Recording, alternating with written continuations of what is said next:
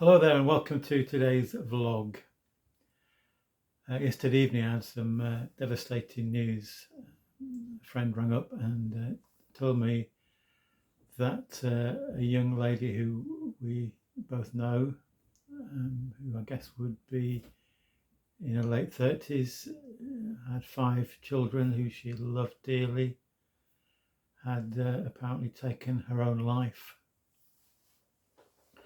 And that was such a shock, such a terrible tragedy, and my heart goes out to those 5 children.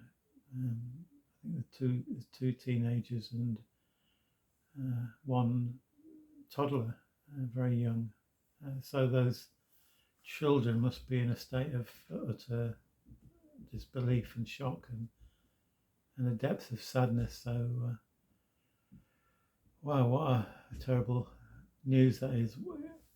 And all sorts of questions go around in your mind. How can a mum who loved her children so much come to that dreadful point where she takes her own life? And I think that the reality is that when you get into that depth of depression, and I've got a book here called I Had a Black Dog, and it was Winston Churchill, I think, who coined the phrase black dog to describe that depression when it comes on upon you. It's that black dog that you can't get rid of, and it follows you around and it influences your life. And when you're in that depth of depression, when you're overwhelmed by this black dog that seems so big, your mind doesn't work logically, and you think to yourself, well, the world would be a better place without me in it. And this young mum must have come, well, apparently anyway, to that point. Such a sad tale. But it's the reality. We hear of people taking their lives regularly, don't we, in our society? So sad that somebody comes to that desperate point. But it's not something new, is it? The Bible, one of the great things about the Bible is that it speaks of reality, the reality of human experience. And I think of one example of this area is the prophet Elijah, who just won this amazing victory on Mount Carmel against the false prophets of Baal. But then Queen Jezebel threatens him, and she's so angry with what Elijah's done that she says, before the end of this day, you're going to be dead. And in 1 Kings 19, it says Elijah was afraid. So fear filled his heart, even though he'd seen God work wonders. Now fear overwhelms him, and maybe fear can have a connection with depression. He ran for his life. He came to a place called Beersheba in Judah, and he left his servant there. So not only is Elijah fearful, but he leaves his servant and he goes off alone.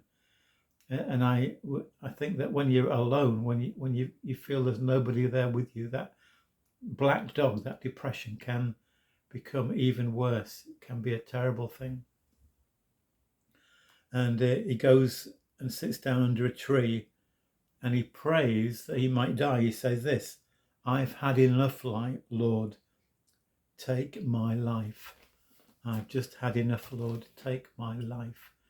And if someone like the prophet Elijah, who's regarded as a great man of God, who accomplished his great things for God, God's hand was upon him, God's spirit filled him, if he can come to that place where he wants to die, well, it can happen to any of us, can't it?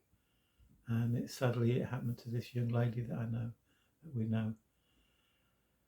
So how can we respond? Well, I think if we allow ourselves to be in that place of isolation, and then it's hard to fight against a black dog. But if we can find the courage to speak, to share what's going on in our hearts and lives with someone we know and trust, who can be there for us, then that's going to be a big help. And remember that God is with us. God showed up. He sent in his angel to minister to Elijah in different ways. If you read 1 Kings 19, you find out how that happened. And Elijah came through that. And I have been in once or twice in my life in a place of deep depression. But I've come through it. Sadly, not everybody does. But finally, that wonderful Psalm 23. Even though I walk through the valley of the shadow of death, I fear no evil, for you are with me. So even in that place of darkness, God is there. We cannot maybe see him, we cannot feel his presence, but he is always there with us. So reach out to someone if you find yourself in a dark place. And maybe we can think of friends and family who may be feeling isolated, lonely, in a difficult place. Maybe we need to make contact with them to assure them of our love and our prayers. So God bless you. Thank you so much for listening today.